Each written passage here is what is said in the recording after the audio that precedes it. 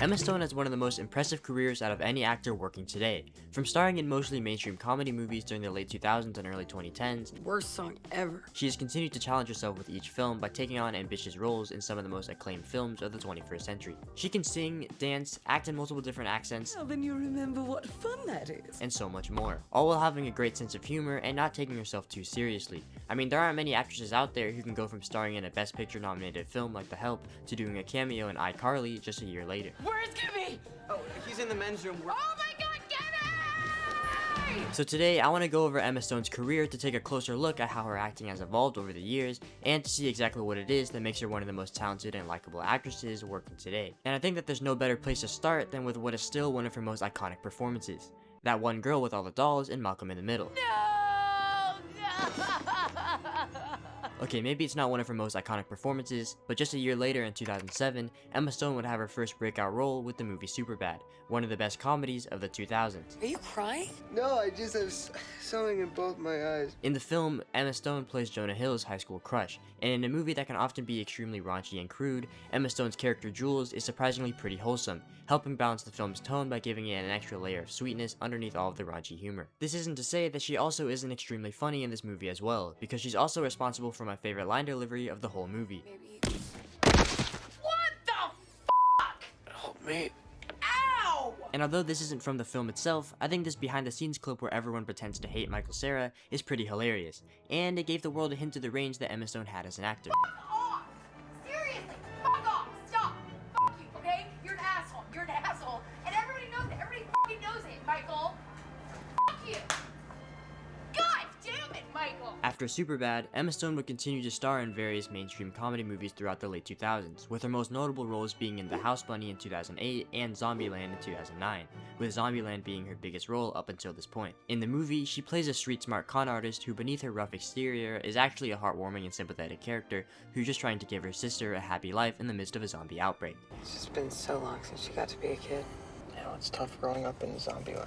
This is a pretty fun movie, and it gave Emma Stone more of an opportunity to show off her comedic ability. So disgusting! But it was in 2010 when Emma Stone would have her first lead role in a film by playing Olive Pendergast in Easy A. Are you threatening me? In the movie, Olive Pendergast is a character that feels almost like a combination between the good-natured Jules from Superbad and the cold but secretly sweet character that she plays in Zombieland, which makes sense because the whole movie is about her pretending to be someone who she isn't. Excuse me? In the film, after a rumor is shared amongst the entire school that Olive lost her virginity even though she really didn't, she begins letting unpopular kids pretend like they got with her in exchange for gift cards in order to help them become more popular in high school. I'll give you $100. You are repugnant. With this premise, Easy A ends up being one of the better comedies of the last 20 years. No, you insensitive rhymes with which? His parents are going through a divorce. It's full of quirky characters and dialogue, but what really sells this movie is Emma Stone's charming and surprisingly heartfelt performance. Her character is extremely witty and sarcastic, I'm sorry, you gotta be shitting me, woman. and if played by another actress, the character may have come across as a little mean-spirited. Beat it, Issy. Okay. But Emma Stone manages to play this character with enough charisma to make all of her jokes still come across as pretty lighthearted. I want a $100 gift card deposited into my locker by noon tomorrow. Preferably to the Gap, but I will also take Amazon.com or Office Max. Actually, make it Office Max. This is also the first big role that allowed Emma Stone to show off more of her range other than just her comedic ability, because during the third act of the movie, when her scheme begins to have major consequences, Emma Stone does a great job of making you really feel bad for her character and her predicament. However, by 2011, it became clear that Emma Stone's career was headed in a certain direction, because in this year, she starred in 2 more romantic comedies, most notably a pretty sizable role in Crazy Stupid Love. So I bought a firearm, and I am prepared to shoot you in the face with it.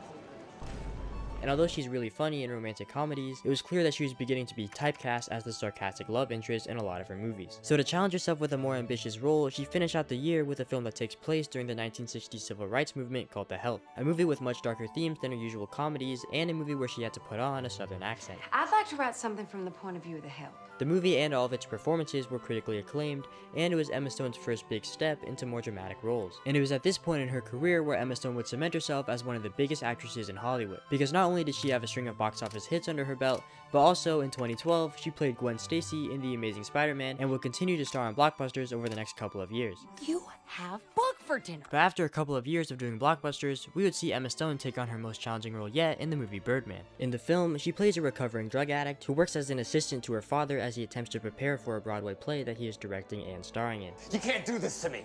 To you? And in contrast to her previous characters that tend to be pretty extroverted and charismatic, her character Sam in Birdman is a lot more cynical and doesn't really get along with anyone. Dad, Hi, shut up! What kind of flowers did you say you wanted? To add on to the fact that she was already playing a character that was unusual for her, she was also playing this character in a movie that was designed to look like one continuous shot, meaning that this movie required extensive choreography and rehearsal. By the time we shot it, you couldn't think about where you were moving or what you were doing next. It had to just be within you, and you just sort of had to let go and trust that the scene was going to work, you know, because you had choreographed it so extensively. Despite these challenges, Emma Stone delivers one of her best performances to date, You don't even have a Facebook page. completely embodying her character and making her complex relationship with her father in the movie feel fully realized, even though she only shares the screen with him for about 10 minutes. Her performance in the movie ended up landing her first Oscar nomination, and the rigorous rehearsal and choreography that she had to do for it would eventually help her prepare for her first ever Broadway performance as Sally Bowles in Cabaret, a role that required her to sing, dance, and act in a British accent on stage for 8 shows a week. I promise to be incredibly quiet.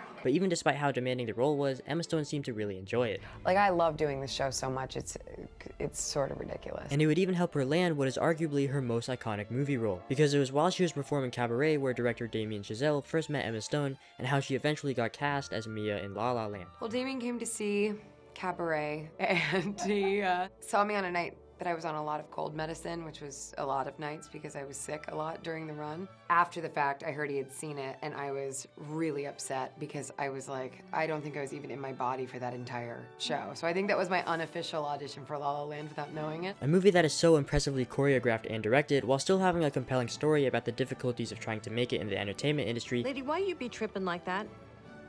No, Jamal.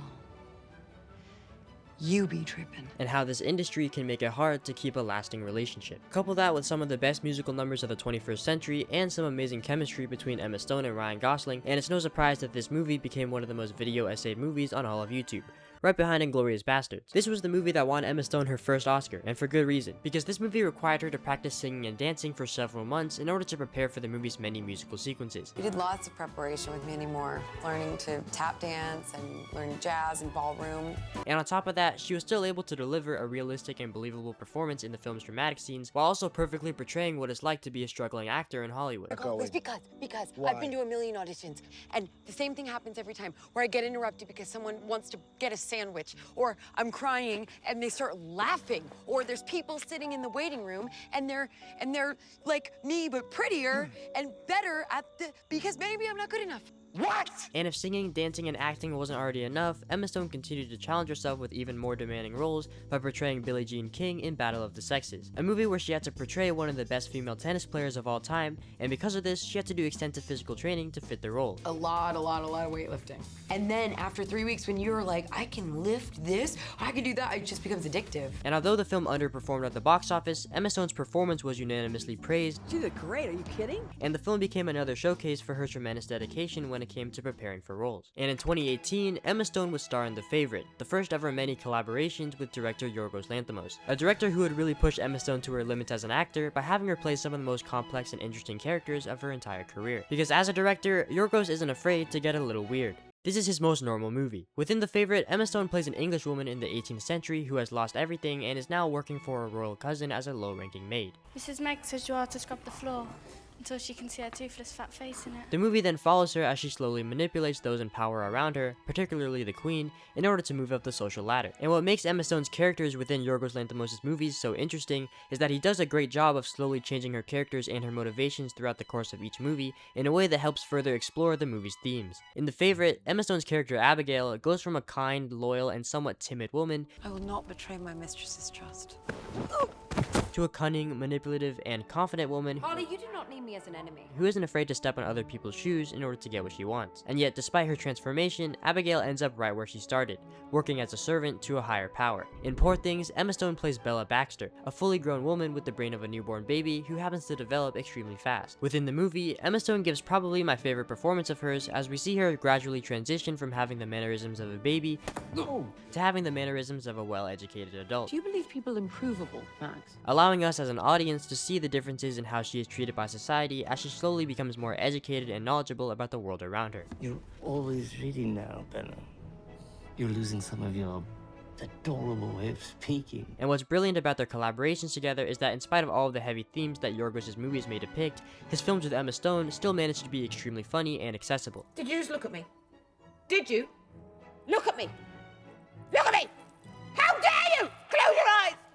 And her performance in Poor Things was so strong that it ended up winning her second Oscar. So if you haven't, I highly suggest you go watch some of their movies together, or at the very least, watch Poor Things. But in between these two movies, Emma Stone gave the world another iconic performance by playing Cruella de Vil in Cruella. And for a studio known for making bland and flat adaptations of their animated movies, Cruella manages to stand out by having a really fun and stylish look to it, on top of having one of Emma Stone's most charming performances as a petty thief turned fashion designer that turns back into a thief, but you still root for her because she's stealing from someone who's really bad. Whatever, it's a good performance. Darling, if I'm going to need to repeat myself a lot, this isn't going to work out. In the movie, Emma Stone is essentially playing two characters, Estella and Cruella, with Cruella essentially being a much campier and extravagant version of Estella. Cruella gets things done. Stella does not. And when I say campy, I mean that in a good way, because Emma Stone really embraces the camp and dials it to 11, resulting in a really fun movie and a really fun performance.